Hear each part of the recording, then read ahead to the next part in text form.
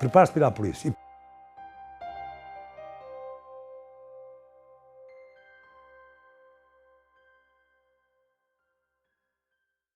Acontece que meu pai, minha mãe, minha avó, meu tio, já eram pessoas envolvidas politicamente. Eu lembro-me que teria talvez 4 anos, coisa menos coisa. Lembro-me de ter ido, por exemplo, à manifestação da candidatura do Norton de Matos, e eu tinha pai 4 anos, com uma tia minha, que era maravilhosa, e portanto, tudo lá em casa, quer dizer, havia assim um clima de cuidado, de não haver demasiadas conversas e segundo dizem os meus familiares, eu era muito observadora, portanto eu sou sou visual, pronto. E portanto eu era um perigo para certo tipo de coisas. Por exemplo, só muito depois do 25 de Abril é que soube que a Aida Magro e o Zé Magro viveram lá em casa um mês, clandestinamente, mas tiveram que sair porque eu olhava para tudo e contava e tal. Portanto, o meu pai era um homem muito interessante, envolvia-se em muitas coisas, aliás foi preso com 20 anos também por andar a pichar as paredes com os amigos e portanto foi sempre um clima em que eu sentia que havia inimigos e que era preciso cuidar, enfim, de tudo. Por isso eu não podia, eu era avisada para não dizer o que se passava lá em casa, havia assim muitos segredos, não é? E é evidente que eu só mais tarde é que percebi muita coisa, mas é mesmo assim, eu fui crescendo de facto com uma imagem, isto é à parte idiota, mas tem graça, porque é a minha imaginação infantil. À entrada do Porto, em Vila Nova de Gaia, havia um homem que era um anúncio da Sandman, dos vinhos, que era um homem com um chapéu todo preto.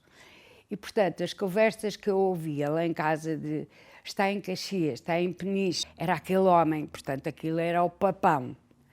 E eu tinha, era pequenota, 6 anos, 7 anos e tal.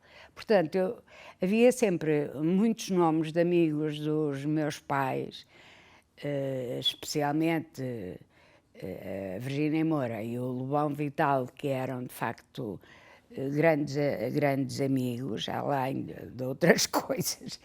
Mas sim, foi todo o ambiente familiar. Eu mais tarde vim a saber que a minha avó, que era uma mulher maravilhosa, de uma doçura espantosa, tinha ajudado a guerra em Espanha. O meu tio, um dos meus tios, irmão da minha mãe, foi preso pela PIDE, esteve no Porto e foi bastante maltratado, à chicotada também. Nos anos 50 nós tivemos uma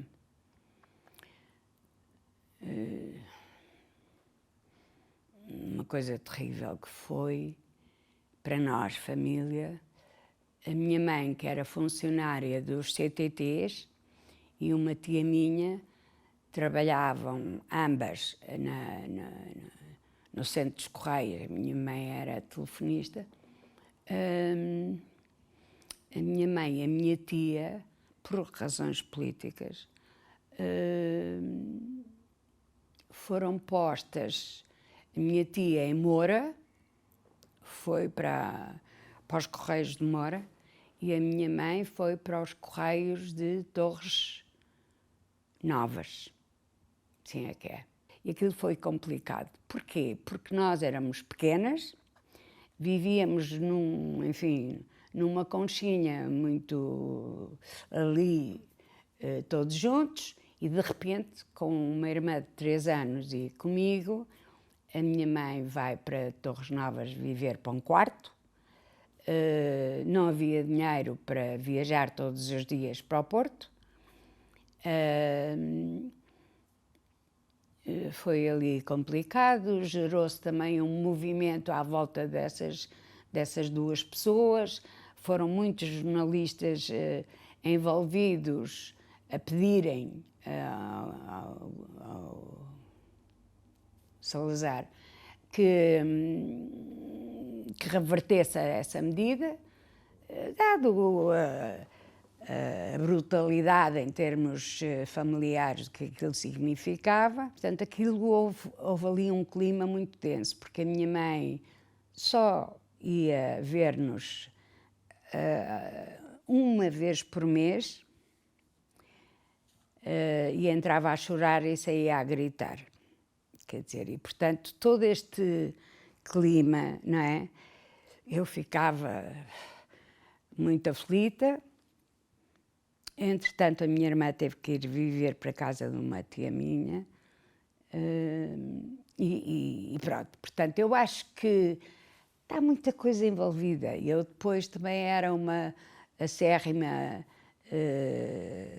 espectadora do Cineclube do Porto, porque no Porto se desenvolviam várias coisas. O meu pai estava envolvido no Cineclube do Porto, nos cineclubes do país, e eu acho que foi por aí. Eu, com 13 anos, não estava ligada nem a associações, nem a coisa nenhuma.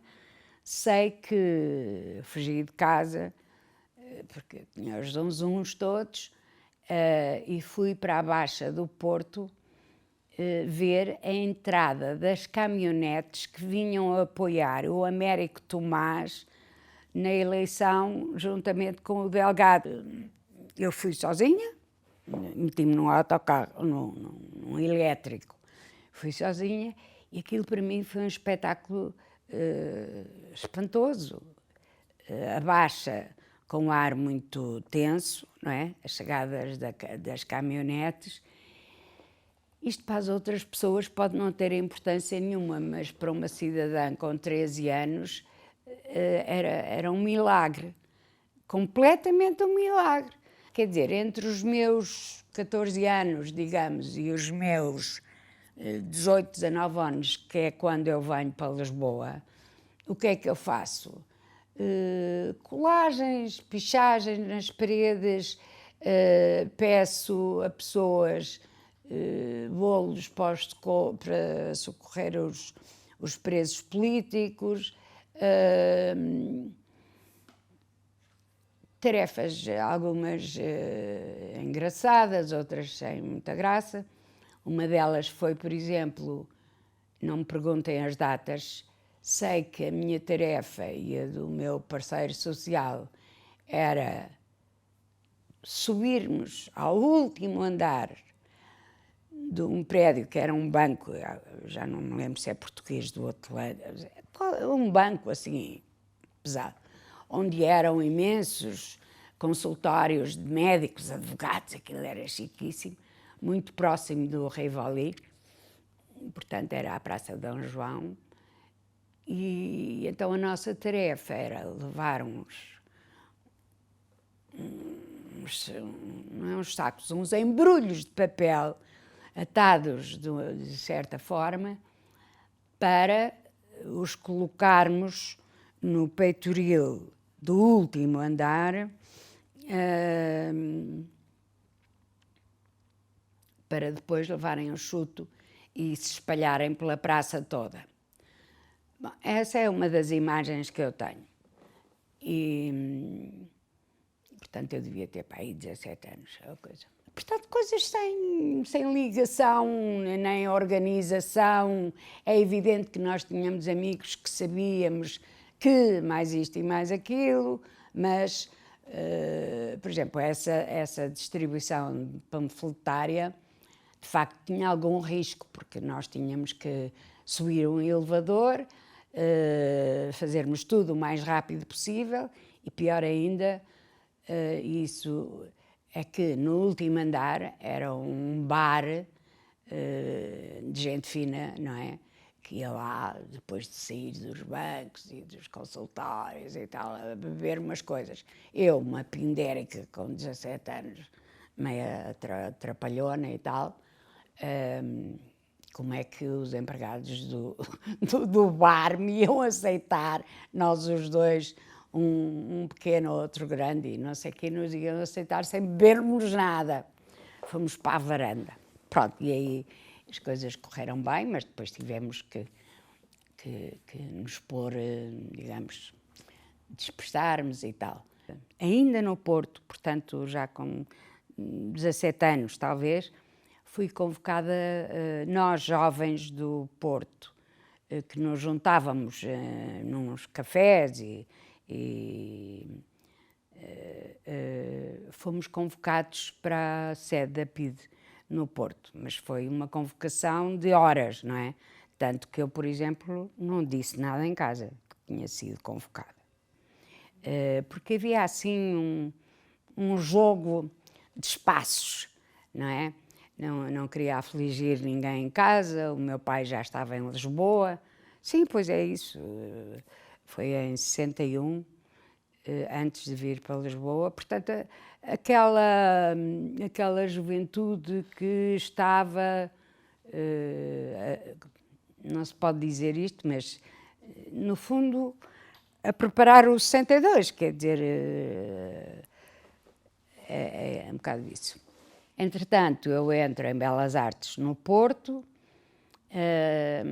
mas peço a transferência para Lisboa porque o meu pai veio em 61 para odiar Lisboa, porque ele trabalhava no 1º de janeiro e em 61 veio para Lisboa. E, portanto, caí na Escola de Belas Artes. Aí sim já havia mais organização cá está, quer dizer, as associações de estudantes também iam ao Porto, não é? E depois é evidente que eu em 60, por exemplo, eu estive ligada também à República e ao Diário de Lisboa através do Juvenil, que era uma coisinha que se publicava de 15 em 15 dias, e o Mário Castrim era um homem que, enfim, orientava as coisas. Portanto, isto, percebe, as coisas vão-se ramificando e tal. Eu, quando venho para Lisboa, já venho, enfim, identificada, entre aspas, não é? E, portanto, é mais em Lisboa que eu, de facto, me ligo a uma organização, ao PCP, sim.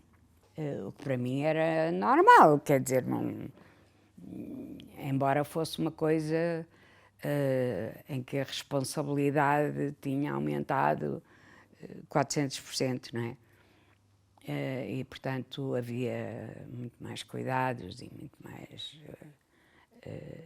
enfim, havia regras a cumprir, é isso. Mas não fui presa pelo PCP, fui presa por desvios, fui presa por pertencer à FAP, porque eu, entretanto, achei que a teoria não me satisfazia e pronto. Como sou também uma pessoa um bocado ansiosa, isso tem que ver com fazer coisas, não é estar ali. Eu tenho que mexer, não pode ser. Não tinha maturidade nem experiência, não é, para aguentar certos embates, não é? E, portanto, foi assim, eu fui presa pela FAP. Portanto, eu desliguei-me do partido e, portanto, na FAP nós tínhamos uma missão que colapsou. E, portanto, a partir desse colapso, ou seja, a bomba que era para ser posta num carro da polícia arrebentou nas mãos da pessoa que a estava a fazer e, portanto, eu percebi logo que, a partir dali, estava a coisa mal, não é? E pronto, percebi as perseguições, percebi que... só que não tive nenhum contacto da organização. E, portanto, eu bem queria saber o que é que se estava a passar, não é? Portanto, repare, isto estava preparado para 5 de outubro, eu sou presa, e vários de nós fomos presos a 25 de novembro. Portanto, entre este tempo, a mim, por exemplo, não me passava pela cabeça sair do país, porque era uma complicação para os meus pais. Eu envolvia-os, eu não queria que eles sofressem por minha causa, só as neiras, pronto. E, portanto, fiquei, levei a minha vida normal, sempre à espera que alguém me dissesse alguma coisa, mas não. E, portanto, fui presa nessas condições. Como é que eu sou presa? Sou presa com um carro preto à frente de casa, a minha avó a atender às 7 da manhã, 2 PIDs,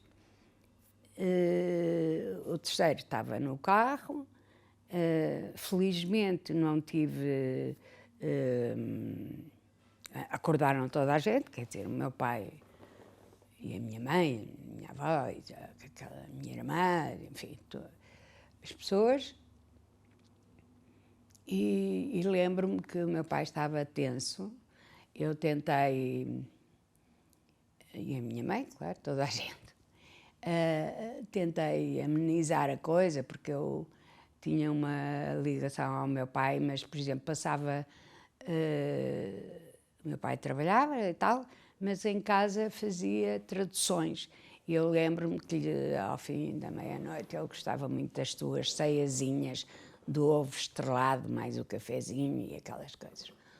E perguntei-lhe, quando ia a sair, então estava bom o ovo e tal, e só me lembro dele perguntar quem era o inspetor que estava a dirigir a investigação, entre aspas, e que era o Mortágua, e eles responderam que era o Mortágua.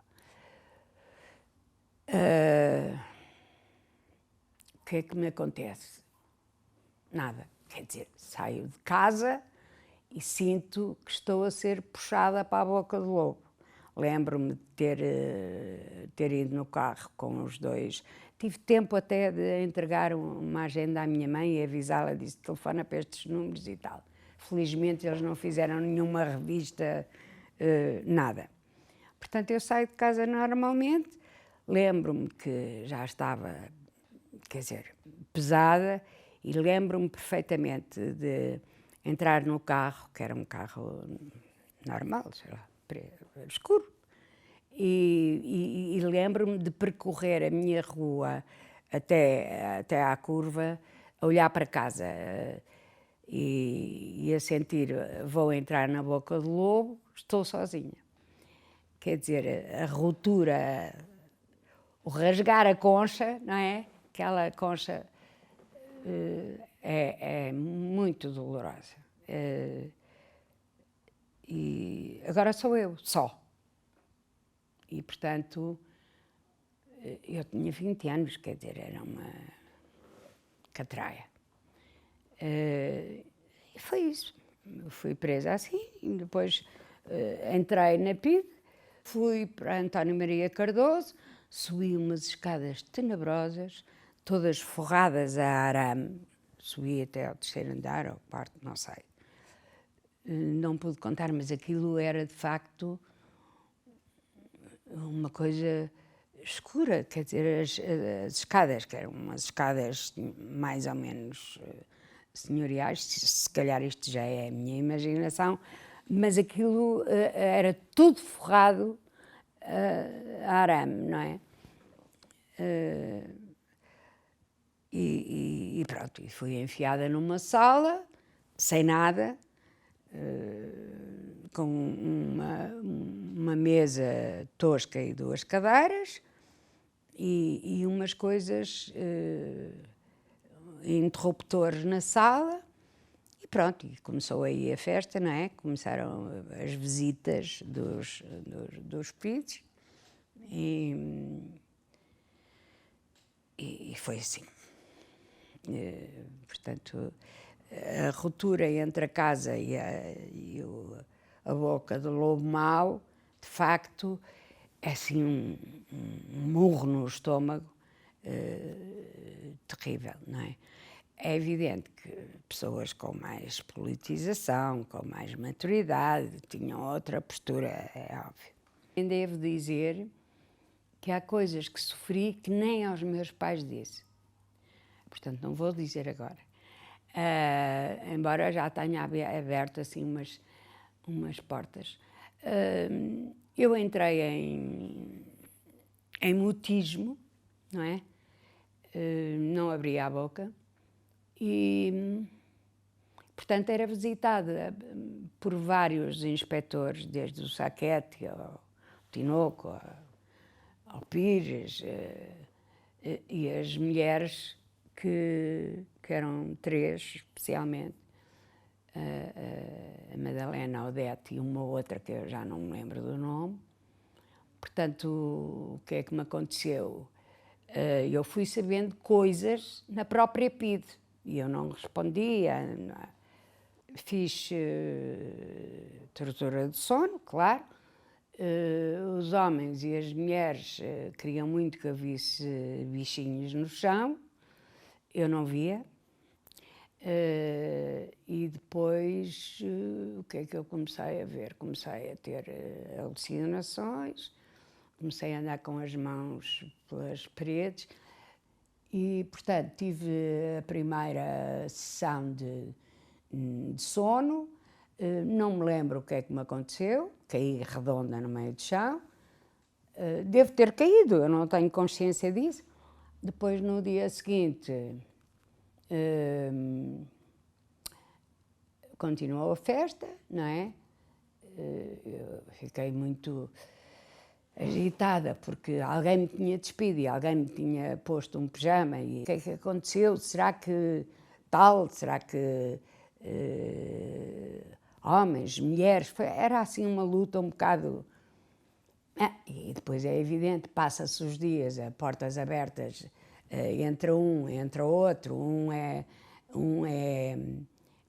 cínico, outro é tentar chantagens, outro é a dizer um Marialva de terceira categoria. Eram boçais, alguns deles, exceto os inspectores que se punham no seu papel. O Saquete tinha um cheiro horrível, de doce, de mulherengo, assim um ar, aqueles cheiros que dá logo para fugir. Uma delas, que eu não sei o nome, que tomava conta de mim, por exemplo, fazia uma coisa que eu... Portanto, era ela que passava o turno da noite e então batia em todo quanto era sítio para eu não dormir. Mas chupava um palito. E aquilo fez-me lembrar, de facto, as pessoas que iam ao futebol e ainda iam com o palito do almoço. Era uma coisa... E, portanto, tive a segunda dose, não é? A segunda dose de sono, de tortura de sono. Acho que me deve ter depauperado mais, porque eu fiquei, de facto, num estado... portanto, há aqui um espaço que é estranho, de 5 dias, nas minhas contas, mais 5 dias, dá 10 dias, e eu só tenho visita ao 13º dia. Portanto, o que é que se passou aqui, não é? Sei que fui acordada na última etapa pelo Barata, que era o médico, que de facto, para me acordar, torceu-me toda não, em partes específicas, e eu estava completamente... não percebia nada do que as pessoas diziam, nem... Estava mal. Pronto, e esse foi o último dia que foi utilizada uma chantagem em que eu realmente quebrei, porque emocionalmente foi utilizada a tal chantagem, um catrapázio que me põe à frente que eu nem sequer consigo descodificar, e estava em jogo a promessa da visita dos meus pais em Caxias. Portanto, eu entro em Caxias, um bocado, segundo o relato, desfigurada, não é? Lembro-me de, a entrar para Caxias, haver uma fila de presos no resto do chão, eu vou para cima e reconheci o Saldanha Sanches nessa altura e vou para uma cela que a imagem que tenho não é muito nítida. Sei que estavam várias presas e havia duas salas. Numa dormia-se com beliches, e na outra estava um armário onde havia também um balde onde se faziam as necessidades, e na outra sala havia uma janela com grades, claro, e havia pessoas que estavam à minha volta, enfim, a tentar ajudar-me, e deram-me, de facto, comprimidos para eu dormir, fizeram barreira para as guardas não me incomodarem e tal. E desgraçadamente, eu tenho imensa pena, não sei quem eram as pessoas. Perdi completamente, não fui capaz de fixar os nomes, mas foram pessoas excepcionais. Eu estive meia dúzia de dias em Caxias, por isso é que eu acho que isto é um bocado ridículo, não é? Quando vejo pessoas com 17 anos de prisão e coisas que já andas. E pronto, foi assim. Mas saí pouco depois, porque entretanto, o que é que aconteceu? Houve uma junta médica promovida pelos meus pais, pelo meu pai, e que foi muito ajudado pelos camaradas jornalistas, e não só. Não posso esconder isso. E daí fui para o Hospital Miguel Bombarda. Portanto, entrei no Miguel Bombarda, ainda houve hesitação se eu iria ou não para o Júlio de Matos. Aliás, o Seabra Diniz estaria à minha espera, mas também não posso confirmar isto. Mas é assim a ideia que eu tenho. E, portanto, só saí do Miguel Bombarda depois do julgamento, que foi em julho. Quer dizer, se eu falar em prisão, estou a falar em 7 meses. Fui presa em novembro e saio em julho. Portanto, em Caxias eu deveria ter estado meia dúzia de dias, porque, pronto, depois passei para o Miguel Bombarda, que era uma novidade no Miguel Bombarda. Mas correu bem, as pessoas aceitaram-me, correu tudo muito bem. A PIDE pagou, um quarto razoável, onde eu tinha tudo, podia receber visitas. Não quero mentir, não sei se foi um mês, se foram 2, com o tratamento de insulina, não é? Com semicomas, portanto, para esbater tudo portanto, a parte da manhã eu não estava visível, não é? Porque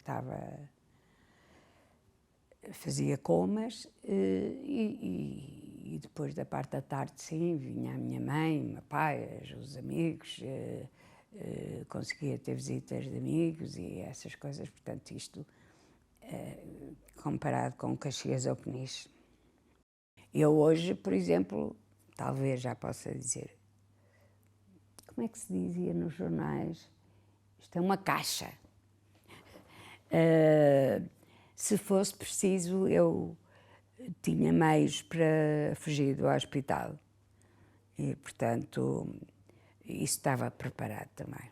Eu saio em 65 e comecei a ter a minha vida normal. Fui-me inscrever à Escola de Belas Artes e, portanto, comecei aí outra fase política também. Nós tínhamos aulas de desenho quase às escuras, só podíamos começar as aulas de desenho quando, suponho, era às 8 da manhã, ainda estava escuro e nós tínhamos que estar à espera que ficasse claro. Sei lá, não havia luz lá embaixo, nas salas de pintura, que eram São Francisco, não é? E não havia luz, aquilo era uma coisa... Depois as coisas começaram a melhorar e tal, e pronto. E eu e vários começamos a mexer, no sentido de mexer também nos programas. E o que desplotou também um bocado isso foi porque nós assistimos a uma queimada de desenhos de antigos alunos, mas coisas maravilhosas. Uma coisa incrível, uma coisa que nos tocou imenso. E então lá fomos para a porta do diretor e os professores, coitados, todos eles, nós chamávamos de mestres, não é? Todos eles muito encolhidos e tal. Eu era um perigo. No meio daquelas... Sentia um bocado isso, as pessoas afastavam-se, umas aproximavam-se e tal, e nós começamos a fazer um programa nosso, não é? Portanto, isso foi uma altura em que, de facto, em Belas Artes, nós andamos a espicaçar a direção e andavam todos ali a tremer. Portanto, casei-me com um cidadão que sempre esteve ligado aos cineclubes universitários, portanto eram também de Belas Artes, e chega ao 25 de Abril, eu estou em casa, sim, já tinha nascido o meu primeiro filho, não, já tinham nascido os dois, é evidente, e a minha mãe telefona-me e diz-me, aconteceu isto e tal. Eu fico eufórica, eu nessa altura já estava a trabalhar numa agência de publicidade e diz-me, tudo para a rua. Pois é, mãe, tem de ser, tudo para a rua. Saio para a rua e paro na agência onde trabalhava.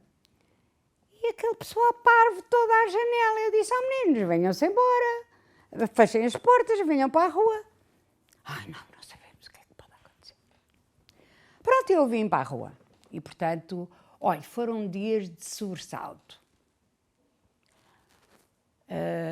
Eu desfazia-me em lágrimas, porque o Vila Verde Cabral era jornalista, mas não é o historiador, é o que morreu muito cedo, mas que era jornalista e trabalhava no jornal. Eu sei que quando nos encontramos os dois, bom, desfizemos. Agora imagine, mesmo no dia 25 de Abril, nas esquinas das ruas, na Baixa, no Carmo, em frente à PIDE, seja onde for, cada paragem era um vale de lágrimas e sem palavras. Depois, no 1º de Maio, enfim, foi uma coisa estrondosa. Portanto, foi muito vivida, foi o pós-25 de Abril. Eu, de facto, trabalhei, não dormia praticamente, não é? Porque, entretanto, começaram a crescer as comissões de trabalhadores, as comissões de bairro, não sei o quê, e eu liguei-me ao MDP, e estive ligada ao MDP, e não se dormia. Aquilo era uma coisa, sempre é festa, não é? Quer dizer, papéis, cartazes, autocolantes, era preciso fazer tudo. E